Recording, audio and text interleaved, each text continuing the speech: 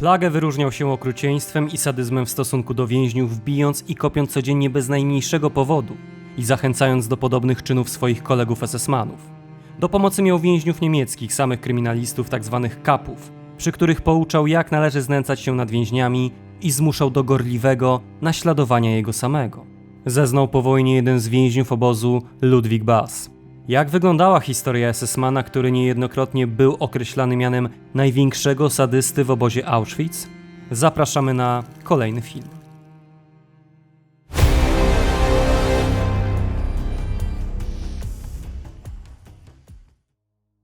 Partnerem kanału Okupowana Polska jest sklep militaria.pl. Jak wyglądała historia nadzorczyń w niemieckich obozach koncentracyjnych? Zachęcam do zapoznania się z moją najnowszą książką, do której link znajdziecie Państwo pod filmem. Mecenasem dzisiejszego odcinka jest pan Kuba Szafrański.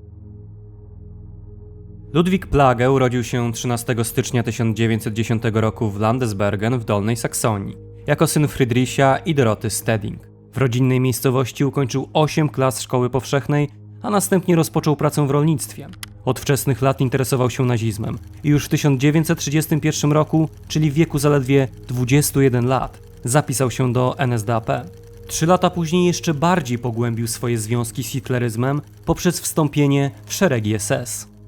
Jeśli chodzi o życie prywatne Plagego, to od 1938 roku był on członkiem Lebensbornu, czyli specjalnej instytucji mającej na celu zwiększenie populacji odpowiednich rasowo dzieci. Niewykluczone zresztą, że to właśnie tam poznał swoją przyszłą żonę, którą poślubił na przełomie 1941 i 1942 roku. O tym związku wiemy niewiele, poza tym, że para doczekała się córeczki. Swoją karierę Plage rozpoczął od służby na terenie obozu koncentracyjnego Esterwergen, w tym słabo znanym, a założonym już latem 1933 roku miejscu. Przyszły zbrodniarz ukończył specjalny kurs uprawniający go do służby w szeregach SS Totenkopfverbände, czyli formacji wyspecjalizowanej do nadzorowania więźniów. Na rok przed wybuchem wojny, a mówiąc precyzyjnie w listopadzie 1938 roku, Plage został przeniesiony do KL Sachsenhausen, gdzie, jak sam wspominał, przeszedł kolejne szkolenie. O jego służbie w tym miejscu wiemy niewiele. Z całą jednak pewnością zyskał on uznanie przełożonych, którzy postanowili powierzyć mu kolejne zadania. Tym razem w oddalonym o ponad 600 km obozie Auschwitz. Po przybyciu do Oświęcimia Plage objął funkcję Blockführera tzw. kwarantanny, która początkowo mieściła się w budynku Stabsgebäude. Była przeznaczona dla nowo przybyłych więźniów. Teoretycznie miejsce to służyło do oddzielenia chorych i niezdolnych do pracy, jednakże w praktyce miejsce to służyło przede wszystkim steroryzowaniu nowo przybyłych. Kwarantanna trwała zazwyczaj kilka dni, ale niejednokrotnie wydłużano ją nawet do kilkunastu tygodni. Obejmowano nią zarówno mężczyzn, jak i kobiety. Przemocą przekazywano więźniom podstawowe informacje związane z apelami, meldowaniem się oraz repertuarem niemieckich piosenek, które kazano im później śpiewać. Za nienależyte wywiązywanie się z tych czynności Niemcy wyznaczali bardzo surowe kary, na czele których był przede wszystkim eufemistycznie przez nich nazywany sport. Rozmaite zadania były wyznaczane, a następnie kontrolowane przez nikogo innego, tylko właśnie Ludwika Plagego. Jak zeznawał jeden z dawnych więźniów, Józef Paczyński, na kwarantannie zetknąłem się z Ludwikiem Plage, który będąc wówczas Unterscharführerem przeprowadzał z nami ćwiczenia gimnastyczne, sport oraz naukę śpiewu. W czasie tych ćwiczeń prowadzonych do całkowitego zmęczenia i wyczerpania więźniów, z których wielu omdlewało, Plage wraz z niemieckimi kapo rekrutującymi się z pierwszej 30 więźniów sprowadzonych do obozu bił i kopał więźniów. W skład ćwiczeń wyznaczanych przez Plagego, którego niektórzy więźniowie określali mianem Sportführera, były upokarzające przysiady, padanie na ziemię, rolowanie oraz żabki. O ile młodsi więźniowie byli w stanie przetrwać te sadystyczne i nierzadko kilkugodzinne praktyki, o tyle u starszych powodowały one natychmiastowe wycieńczenie. Gdy ktoś nie mógł wykonać zadania, Plage wyjmował pistolet i dla postrachu strzelał nad głową nieszczęśnika. Gdy wykończeni więźniowie padali na ziemię, a Plage podchodził do nich i nie decydował się na bezpośredni cios, najczęściej kopał w ziemię tak, aby piach wpadał do oczu nieszczęśników. Szczególnie gorliwie Plagę prześladował duchownych, Żydów i przedstawicieli inteligencji. Podczas ćwiczeń bardzo często pytał o profesję więźniów, podobno wyjątkową awersję posiadał względem sędziów i gdy tylko dowiedział się, że ktoś pełnił taką funkcję przed przybyciem do KL Auschwitz, nie miał dla niego żadnej litości. Mordercze kary zlecano za każdy rodzaj niesubordynacji, w tym również za wspomniany wcześniej śpiew. Nie chodziło w tym przypadku o podśpiewywanie nielegalnych piosenek pod nosem, lecz nieodpowiednie odśpiewywanie niemieckich pieśni. Jak zeznawał Czesław Łachecki, Plagę specjalnie dokuczał więźniom, a więc także i mnie przez tak zwany śpiew, który z własnej inicjatywy bardzo często zarządzał także po apelu. W czasie tego śpiewu musieliśmy śpiewać niemieckie piosenki, aczkolwiek wielu więźniów nie znało niemieckiego. Gdy mu się śpiew nie podobał, zarządzał tak zwany sport. Bardzo często sadystyczne ćwiczenia kończyły się śmiercią więźniów. W wyniku wycieńczenia padali oni na ziemię, a następnie byli odprowadzani na rewir szpitalny, gdzie czy to w wyniku odniesionych obrażeń, czy faktycznie z wycieńczenia po prostu umierali. Nadzorowanie kwarantanny nie było oczywiście jedynym obowiązkiem Plagego. Spora część więźniów zapamiętała SS-mana z prowadzenia przezeń częstych i bardzo uciążliwych kontroli. Jak zapamiętał jeden z nich. Plagę lubił chodzić po blokach, gdy komanda były w pracy. Kontrolował wtedy miejsca spania, przybory do jedzenia i gdy zauważył, że za uchem kubka była kropla wody, sporządzał za to meldunki karne. Plagę był bowiem specjalistą od przekazywania meldunków karnych. W najlepszym wypadku następstwem ich była robota po południu, w niedzielę. W innych kara słupka lub kompania karna. Plagę był postrachem obozu. Kolejną karą zadawaną przez Plagego była chłosta, którą wymierzano na tzw. koźle, który ustawiano na placu apelowym. Żeby jeszcze bardziej upokorzyć więźnia, a przy okazji sprowokować go do pomyłki, nakazywano mu odliczać każdy raz. Gdy więzień się pomylił, karę przeprowadzano od początku. 6 lipca 1940 roku w Auschwitz doszło do niezwykłego wydarzenia, czyli pierwszej ucieczki z obozu dokonanej przez Tadeusza Wiejowskiego. Ten przedwojenny żołnierz Wojska Polskiego został deportowany do obozu w pierwszym historycznym transporcie z 14 czerwca 1940 roku i uciekł z Auschwitz niespełna miesiąc później. Wiejowskiemu pomogli w ucieczce polscy robotnicy cywilni zatrudnieni w obozie, spośród których część należała do Związku Walki Zbrojnej. Wiejowski po prostu przebrał się w ubranie robotnicze, a następnie po prostu wyszedł z obozu. Na zewnątrz otrzymał prowiant, trochę gotówki, po czym wsiadł do pociągu towarowego i ukrył się w rodzinnych Kołaczycach. Niestety jesienią 1941 roku został on schwytany przez Niemców i rozstrzelany. Konsekwencje swoich działań bardzo szybko ponieśli również polscy robotnicy, którzy już 2 dni po ucieczce zostali aresztowani i osadzeni w obozie. Wojnę przeżył tylko jeden z pomocników Wiejowskiego, Bolesław Bicz. Dla władz obozowych sytuacja była niezwykle wstydliwa, a samym więźniom poza pewnego rodzaju dumą z rodaka przyniosła bardzo surową karę, którą okazał się 20-godzinny apel. Represją, w której niepośredni udział wziął Ludwik Plagę, objęto wszystkich więźniów, którzy liczyli ówcześnie 1311 osób.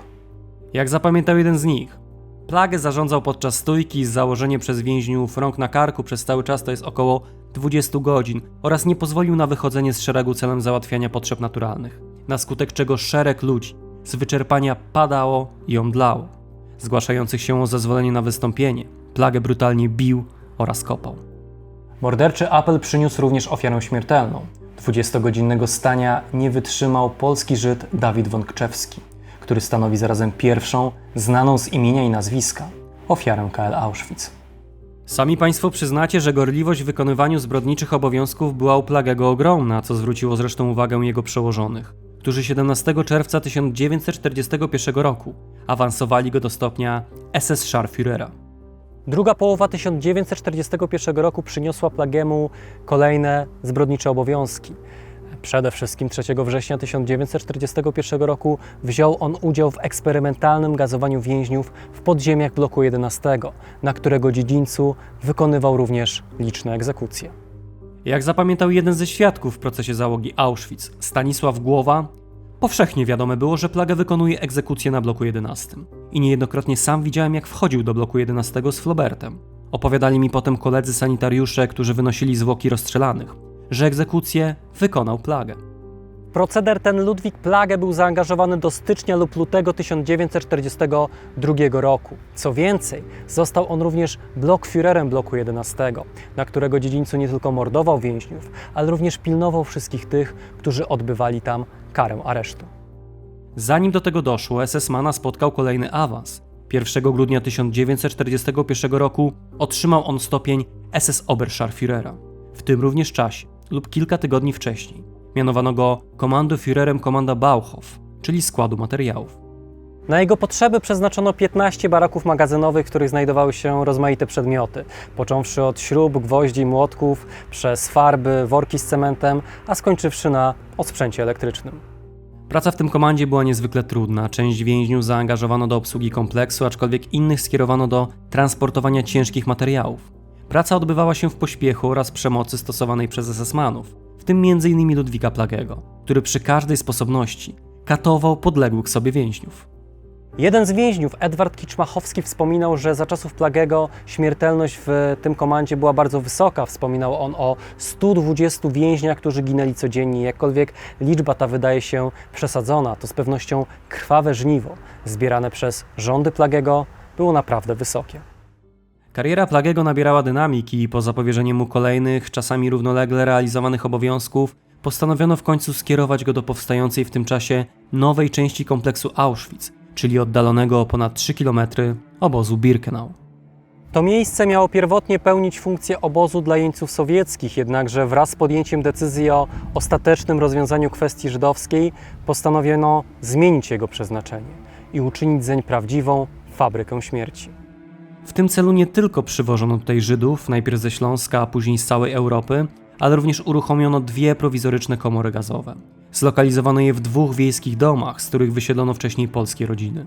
Jeden z nich nazywano Czerwony, a drugi, młodszy, Białym Domkiem. W funkcjonowaniu tych strasznych miejsc nie zabrakło oczywiście Ludwiga Plagego. O jego obecności świadczą relacje świadków, w tym m.in. Mariana Prządy, który zapamiętał, że widywał Plagego wielokrotnie na terenie obozu męskiego w Birkenau w bloku 7, który otrzymał miano bloku śmierci. W tym bloku Plage przeprowadzał selekcję więźniów, spośród których większość odprowadzono do komór gazowych i tam mordowano. Prząda zapamiętał przy tym, że Plage brał udział w gazowaniu więźniów ze świeżo przybyłych transportów wprost z rampy. Gazowanie w tym czasie odbywało się w Brzezince w 2 domkach, leżących około 2 km od obozu, przerobionych na komory gazowe z domków wiejskich. Miałem sposobność to zaobserwować, ponieważ byłem zatrudniony w Rollkommando i jeździłem bardzo często do wymienionych wyżej komór gazowych, wożąc m.in. chlor w beczkach oraz puszki cyklonu. Widziałem, jak Plage bił więźniów w tych komorach gazowych, zmuszał do rozbierania się i wchodzenia do komór. Poza właściwym mordowaniem Plage nadzorował również szereg innych czynności związanych z zapleczem tych operacji. Nie tylko kontrolował członków Sonderkommando, ale również nakazywał im wykopywać doły, w które następnie złożono ciała zagazowanych więźniów. Skala zaangażowania w akcję mordowania ludzi w komorach gazowych była w przypadku Plagego ogromna, żeby nie powiedzieć absolutna, i dotykająca każdego aspektu ostatecznego rozwiązania. W 3. roku funkcjonowania KL Auschwitz Ludwik Plage został mianowany Rapportführerem Zigeunerlager, czyli obozu cygańskiego. Pierwsi Romowie pojawili się na terenie KL Auschwitz-Birkenau w lutym 1943 roku. Kolejne transporty przybywały w marcu, kwietniu i w maju, w którym to liczba Romów więzionych w obozie sięgnęła 14 000. Na potrzeby obozu cygańskiego przeznaczono 32 baraki mieszkalne, 2 kuchnie oraz 6 baraków sanitarnych. Początkowo warunki panujące w tym miejscu były znośne, a Romom pozwolono mieszkać całymi rodzinami w tym samym baraku. Mogli oni nawet nosić dłuższe włosy, zachować swoje cywilne ubrania, a nawet grać na instrumentach. Była to jednak fasada, za którą kryły się niskie racje żywnościowe, brud oraz wysoka śmiertelność, a od pewnego momentu pseudomedyczne eksperymenty prowadzone przez doktora Józefa Mengele, który na swoją pracownię wyznaczył jeden ze wspomnianych wcześniej 32 baraków. Ostatecznie w KL Auschwitz zarejestrowano 21 000 Romów, spośród których blisko 400 urodziło się już na terenie obozu, który w nocy z 2 na 3 sierpnia został zlikwidowany, a pozostałych w nim Romów zamordowano w komorach gazowych. Zanim do tego doszło, Plage zapisał się czarnymi kartami w historii Zigeunerlager. Teoretycznie w skład jego obowiązków wchodziło przede wszystkim kontrolowanie stanu liczbowego więźniów. W praktyce jednak dawało mu niemalże nieograniczoną władzę nad Cyganami, których ten z całą konsekwencją prześladował. W zgodzie z relacją Janusza Krzywickiego Plagę potrafił znęcać się nad Cyganami, a szczególnie Polakami pełniącymi tam jakiekolwiek funkcje. Często katował więźniów tylko za to, że mu się nie podobali, z wyglądu, gdy spotkał ich na ulicy obozu. Kolejny więzień, Artur Rablin, dodawał: w 1943 roku widziałem, jak Plagę pobił w kantynie obozowej kilku Cyganów. Kilka młodych dziewcząt z obozu cygańskiego opowiadało mi, że Plagę często, w stanie pijanym, sprowadzał do siebie więźniarki z tego obozu i nadużywał je cieleśnie.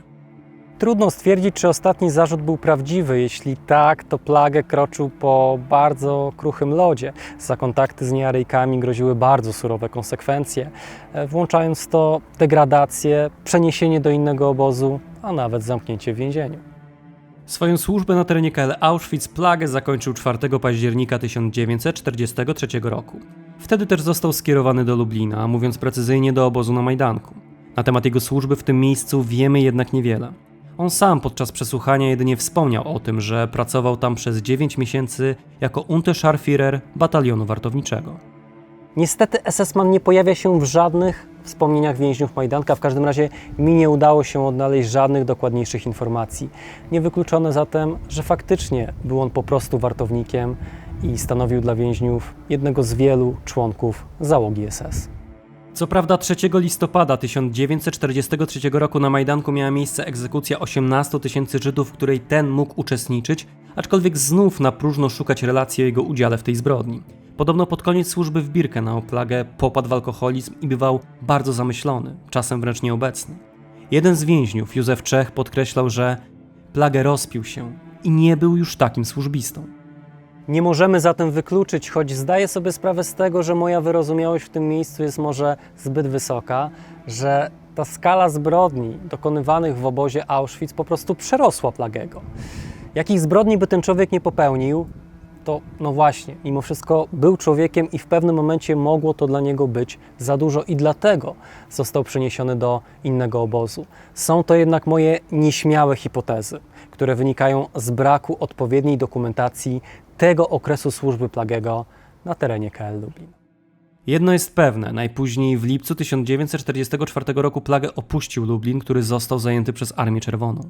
SS-man wyruszył w kierunku obozu Flossenbürg i jak sam wspominał: przebywałem zaledwie kilka dni, nie pełniąc żadnych funkcji. Następnie od 21 sierpnia 1944 roku przydzielono mnie do Auto-Union Sigmar Schonau, gdzie przygotowywaliśmy budowę obozu, aż do 11 września 1944.